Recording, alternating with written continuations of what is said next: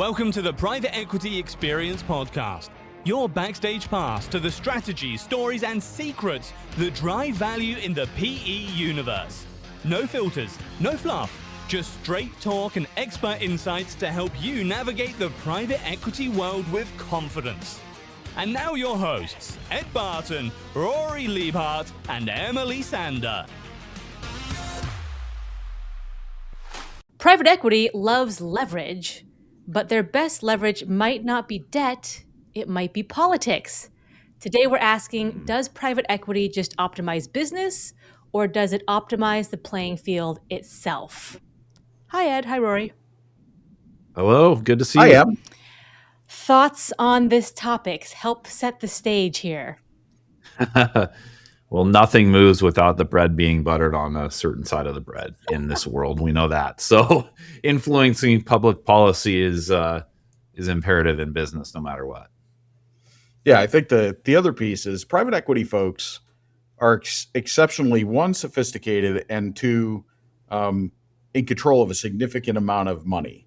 They move a lot of the economy in the small mid-sized business. So, the $5 million to $500 million revenue type businesses, they've got a big chunk of that, which also contain a lot of employees, which also means a lot of voters.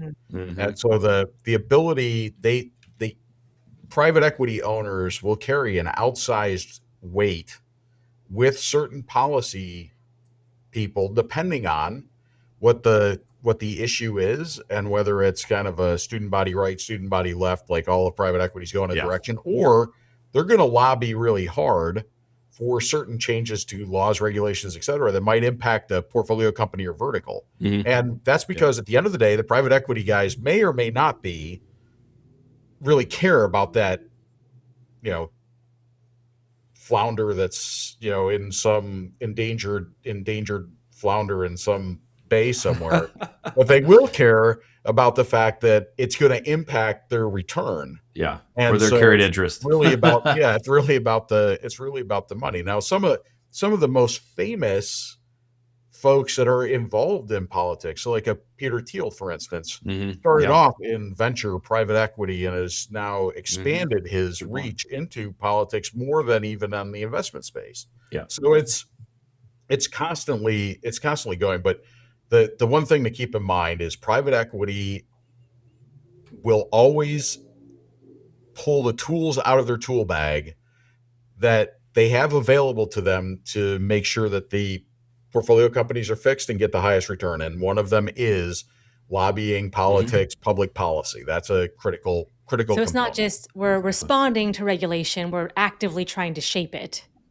Absolutely. Yeah. Okay. That's right.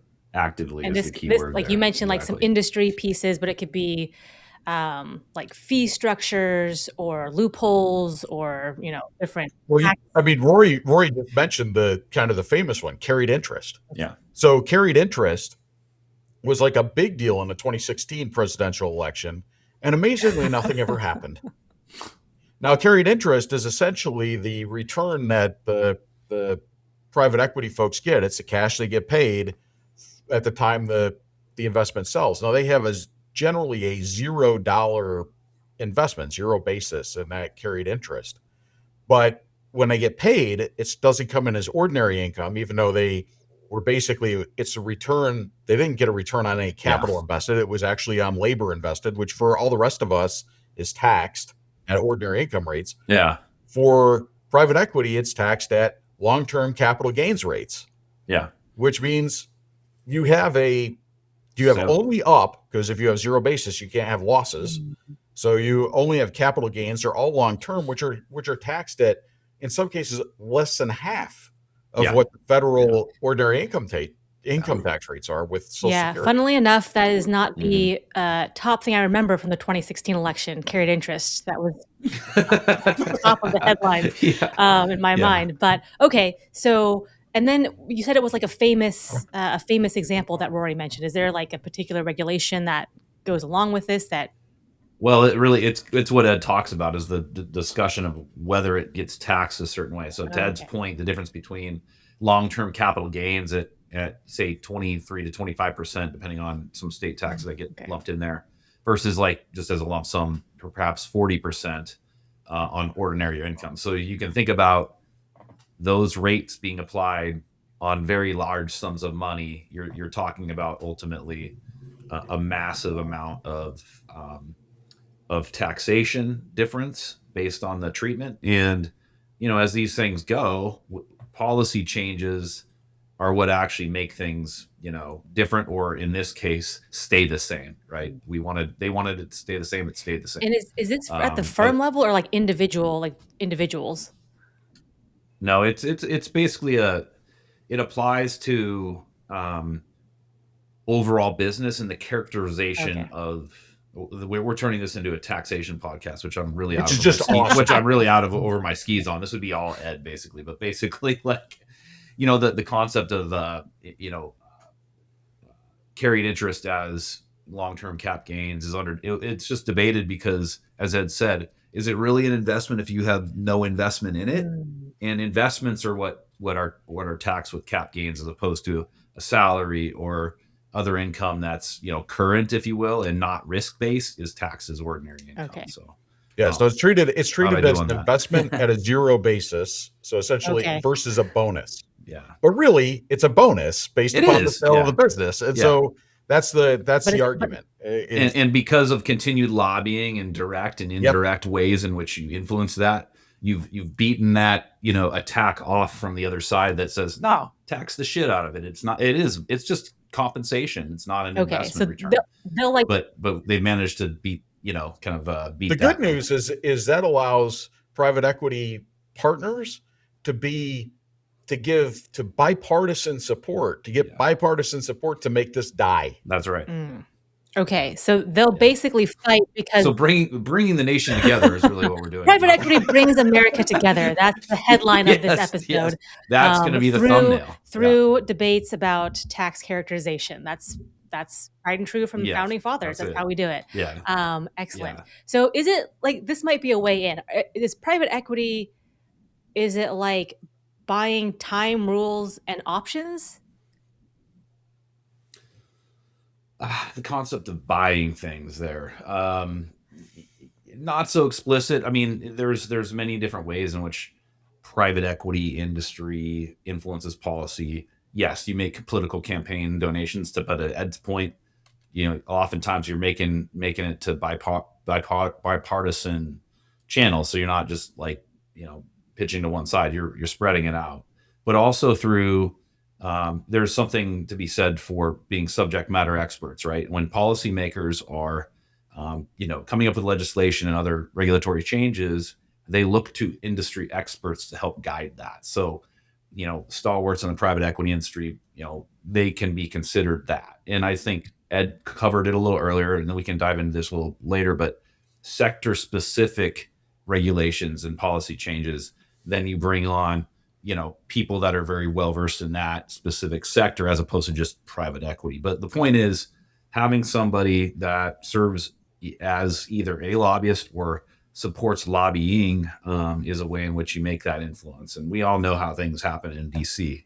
That's why lobbyists are like, that's their headquarters, if you will, like, is Washington DC, and ways to. So we have this concept of PE actively shaping policy, and they do this through things like coalition building, lobbying, donations, writing letters. I'm sure a million different tactics they have. And then, are there certain hotspots or flashpoints? I'm imagining like healthcare, things like housing are always kind of this is like personal, emotional stuff. And if PE enters that realm, what happens?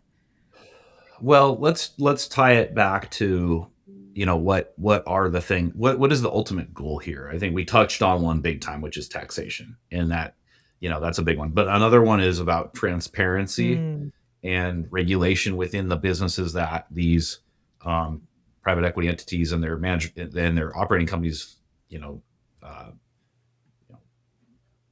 are involved in, right? So healthcare would be a great example. So sweeping changes that would create more regulation in healthcare, which we know is a big area where that is, oftentimes at the forefront, like, it could stifle business. It could raise costs. It could increase the it could decrease efficiency. It could do all these things. So you're constantly looking for ways to keep your costs lower, to be more profitable, to reduce the regulatory burden and transparency and things like that, to make your business life easier and less turbulent. So you think about it in the big picture of just stimulating commerce and making it as, lessen the red tape, call it. And so there's so many ways to address that, so many industries, but you hit on a great one, healthcare. That's big, and private equity is huge in healthcare. Yeah, and is it like, it's private equity, it's not public, so like disclosures and things, SEC regulations are different, and private equity goes like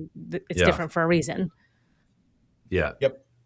Absolutely. I think the other piece that you tend to see is it isn't all one direction. So you have some elements of private equity as businesses mature. The lobbying goes a direction of, okay, can we put regulation in place to kind of protect our position? Right. Good point. So sometimes in earlier stages, or you've got kind of more greenfield opportunities. We broke that down the walls. Now that we're infiltrated, we want to put them back we up. remove regulation. Then it comes back to, okay, can we put in regulation? And again, it's not what I don't mean to say is that they're absolutely Machiavellian and they don't care about policy for, kind of doing good work for good people and good things. Having said that, the number one priority, their number one priority is to get a positive return on investment for their shareholders or for their limited partners, and therefore they will act in the best interest of the limited partners and therefore the portfolio companies in supporting or opposing certain regulatory policies, lawmaking, rulemaking, et cetera, at the state, local, and national level that will help their portfolio companies do better and get a higher return. And sometimes that is, and people tend to think of like these business people, they always just want to, gut the government and get rid of regulation and cut taxes. And no, what they want is a better return. And so there's this economic concept called rent seeking, where essentially what they do is they go, hey, we're going to go in and get the government to essentially put obstacles in the way of our competitors, so that we get outsized returns thanks to the government putting these non-cost to us obstacles in place. And so that's what they're so that's at the end game. That's what it is. So the two things are fees and what was the other thing? Sorry, it was in my head. Regulatory transparency and regulatory burden, either creating it or knocking those walls like down. the biggest thing for them is like their return. So anything that affects that, and like fees are a huge one, which is why the carried interest piece would be big. But as I think about this, I mean, we've talked about some strategies like acquisitions and roll-up strategy. So it might be regulations around what you can do and what you can't do with acquisitions and roll-up strategies. Correct.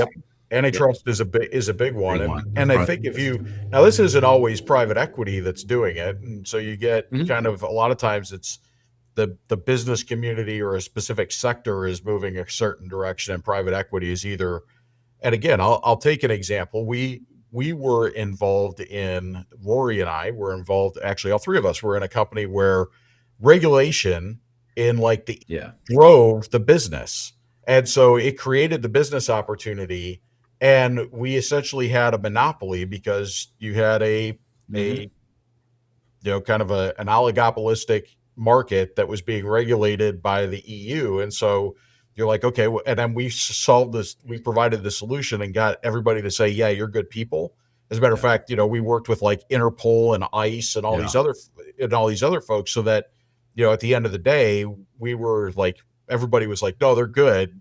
And there wasn't any intention for anybody to come kind of rolling in. Well, there's a lobbying effort there to kind of get those. There's no intent to have regulations reduced on kind of bad stuff online. Make the bar higher so that we have more work to do.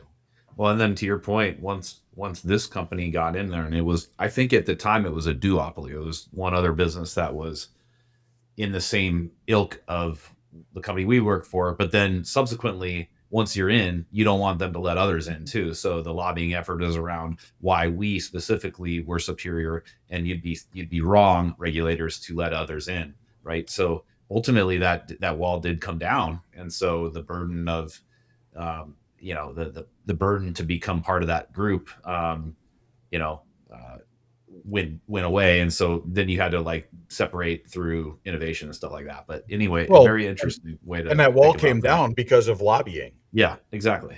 Yep. Because it was you guys are a monopoly, and you need to allow other companies to do this same work, and that was an EU driven mandate, essentially. Exactly. Are PE firms doing this on a one-off basis, or is there like a coalition of like PE firms that they go to a lobbyist and say, we want to push this forward, or we want to retract this part of the regulation? And yes, both, and all of the above. I think what you'll tend to see is industries have their industry lobbying groups that essentially are, you've got like Rory and I used to belong to the Debt Buyers Association. Rory probably still does, as a matter of fact, and because of his work, and so they do lobbying. And part of the dues you're paying is for the lobbying efforts of the Debt Buyers Association in order to be able to kind of deal with the Consumer Financial Protection Bureau and all these other folks to try and get the regulations so that you could collect and get a good return. The predominant method that most companies will use, and I think private equity is no different, because really they're a proxy for their portfolio companies. And they may have portfolio companies in a portfolio they're at opposing positions on stuff. And really it's the look, we recognize we need to be part of these industry groups or industry vertical organizations that do lobbying, and so there's support there. But at the private equity level, so how does private equity interact? How's it regulated? Now that it's part of 401ks, where do you think some of that lobbying came from? Those are the kind of things where the private equity groups are going to lobby kind of in club or individually to get that stuff done. And then don't discount the fact that you've got folks both in portfolio companies or where portfolio companies have an established lobbying relationship, or you've got, like a Blackstone or KKR, they will have lobbying teams that will be kind of focused on specific areas and have relationships on the Hill and locally at the state level with folks that they need to have those relationships with. Yeah. There's a lot of. Yeah. Well, and we talk about lobbying as a means to accomplish your ends. Litigation is the other way in which that occurs, right? So once there is something in place and you don't have an active means to overturn it through policy changes, you litigate to then get the interpretation of the policy and set precedent, and hopefully do that in your favor. So that's also why there's a lot of lawyers out there that make a lot of money too, is because through litigation you can influence policy by how it's interpreted and then enacted. Yeah.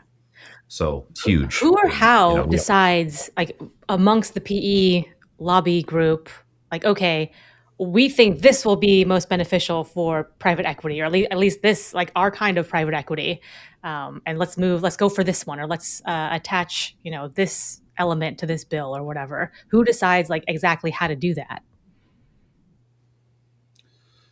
I think there's a lot of cooks in that kitchen, right? You have the fund strategists, if you will. You have the LPs and their interests, which are always at the forefront, right? So, we keep using the taxation piece, but that's clearly one that's easily applied to all stakeholders, right? But who helps them influence? Well, you have analysts, you have people on the Hill, lobbyists that kind of become part of the equation to help you formulate your own policy that you then want to have enacted or pushed, what have you. So it's like there isn't one person that owns it. It's really like the industry, and or maybe if you have a big enough fund like Blackstone or something like that, it really is kind of like the key leaders, board members, LPs, most importantly, that kind of influence that, and you come up with a plan. And just like any other business goal, you try to accomplish it through actions. Yeah. How does someone pay attention or keep tabs on this? I mean, I suppose it depends on where you sit. If you're an employee in a portfolio company that's PE backed, I mean, the labor, laws and regulations might be most pertinent to you. If you're sitting in like an LP seat, that's much different. How do you kind of keep tabs and make sure like, hey, like I'm aligned with that interest or that move or not? That's a good question. I mean, this is highly wonky stuff, so I'm not sure the average employee's thinking about that per se. I think, look, there's so much information out there that you can gather and through any means. So I don't know if there's just one way to do it, but if just, keeping tabs on things that matter to me, I set up feeds on things that, apply to it and, have that hit my algorithm and serve it up to me so I consume it, just like anybody does these days. I think there is an element of the technology piece, but I think more along the lines of most folks don't. And it really is a part of the value. So you kind of talk about how do you align, how do folks align in these groups to be able to get certain policies? And in a lot of cases, that's, it's their full-time job. Yep. And that's, so when you've got lobbying organizations, you have like K Street in DC is lobbying. I mean, and there are law firms that do lobbying, and you kind of go, okay, that's who I'm going to work with. And I'm, and they talk through it. And the lobbyist job is, if you talk to a lobbyist, and I've talked to plenty of them. I never have actually, believe it or not. Yeah.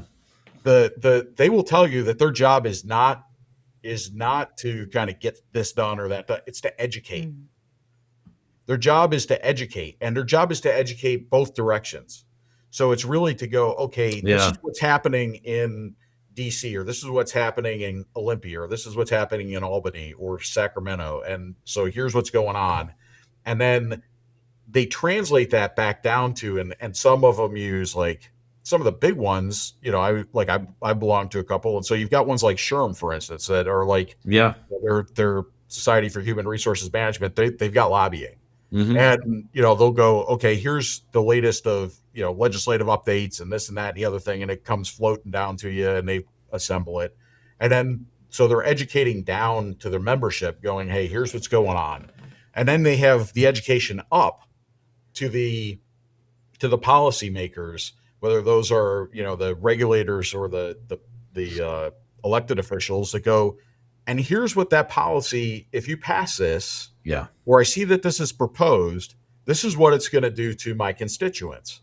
And so let me educate you on the impacts. And really the system, and again, that's one of the reasons why there's things like open meeting laws and public hearings is really to get all that stuff out in the open and allow the lobbyists, if they're, and again, they'll tell you this is exactly what they do, is to educate up and down the impacts so that way it's best positioned. Now, that education generally will come with and therefore, can you do it this way, or we see what you're trying to do, but, we need these different approaches in order for it to be really successful with our constituents, or have you thought of X? But that's a good lobbyist is truly an educator first, and then kind of moves their way through it, and they educate up and down. And that part of that, what is our position going to be like for, the Semiconductor Manufacturers Association?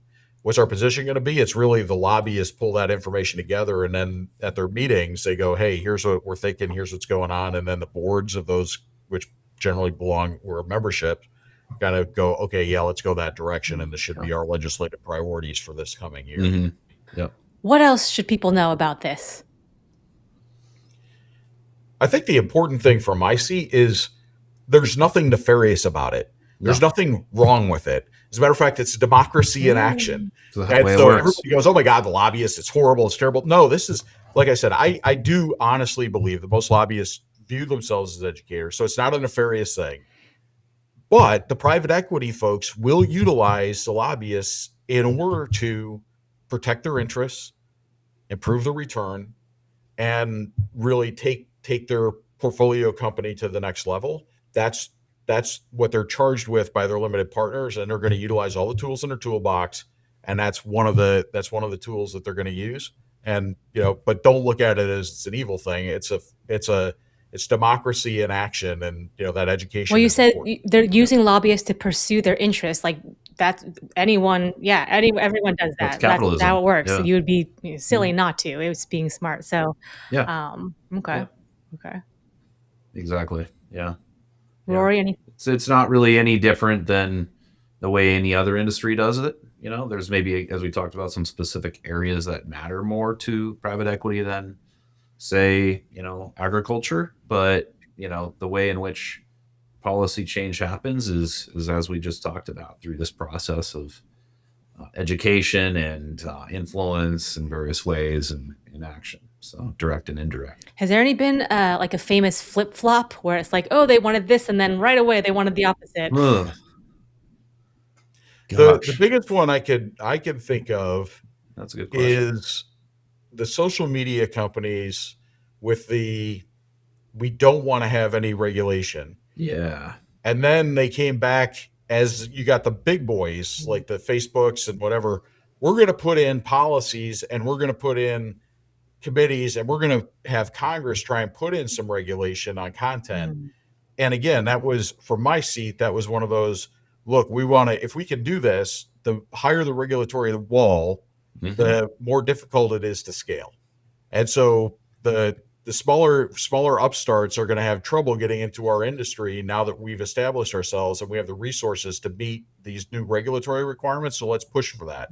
So initially it was, don't regulate anything. We need to have a wild, open, crazy, whatever, and we shouldn't be liable for anything. And then it became no, you need to regulate this, which then creates barriers to entry. Yeah. And that's the one that, and that was kind of that 2020 to 2022, 2023, that was like the biggest one where the big social media companies kind of flipped, and some of the big kind of unicorns on the venture side flipped on those policies.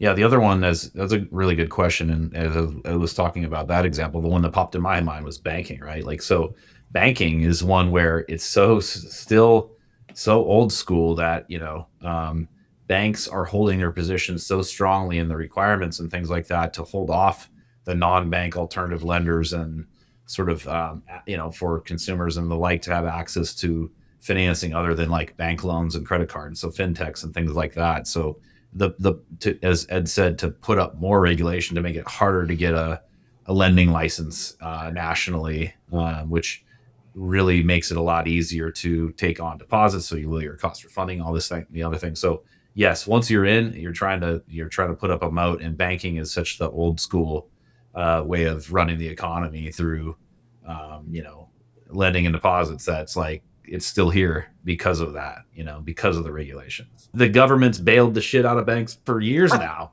So it's like the government supports that too through that. So it's wild. So, we'll see. I'll be on this one. Maybe we have another podcast 10 years from now to see where the financial system's gone from where it is today, which has gone quite a ways from where it was 10 years ago even. So very cool. All right. Some lightning round exit questions for the group. Oh, yeah. If public policy and like rulemaking were a sport, what would it be?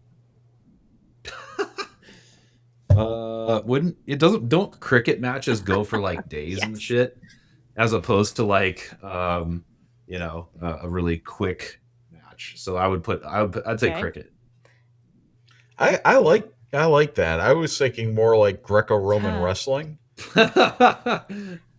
Where I like that too. But I think cricket's better because it's lengthy, boring, and there's crap getting thrown around, and really hard to follow the nuances. Throwing your weight around. Yep. Okay. Yeah, that's a good question. If carried interest were named honestly, what would it be called?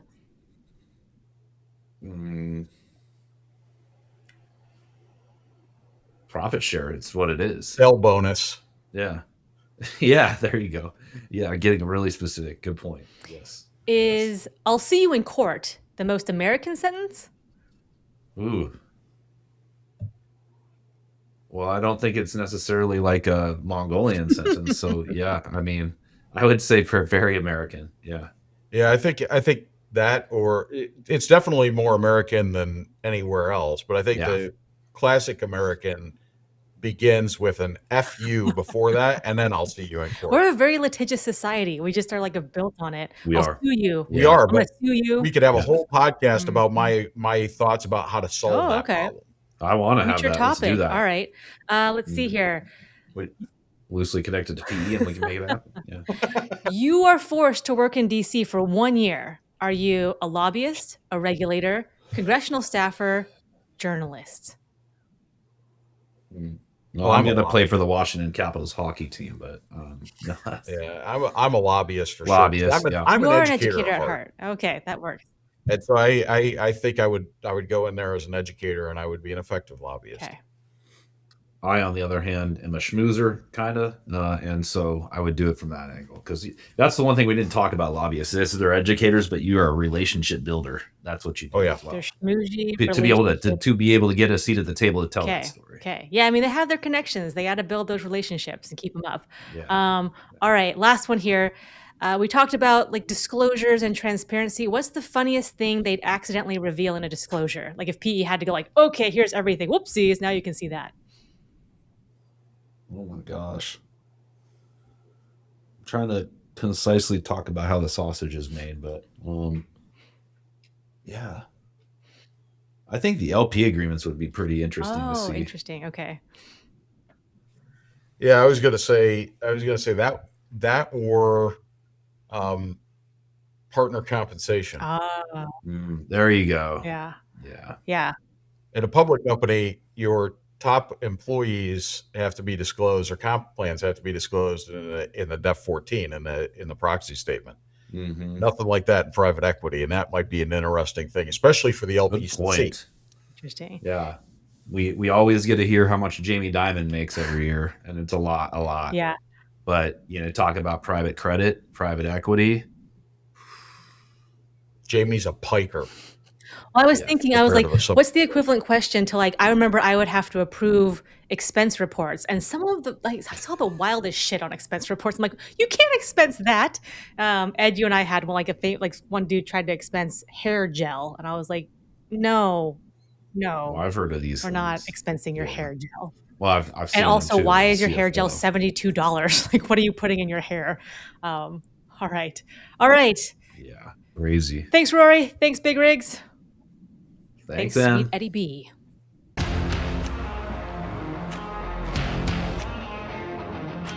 If you enjoyed today's episode, please like, share, and subscribe wherever you get your podcasts.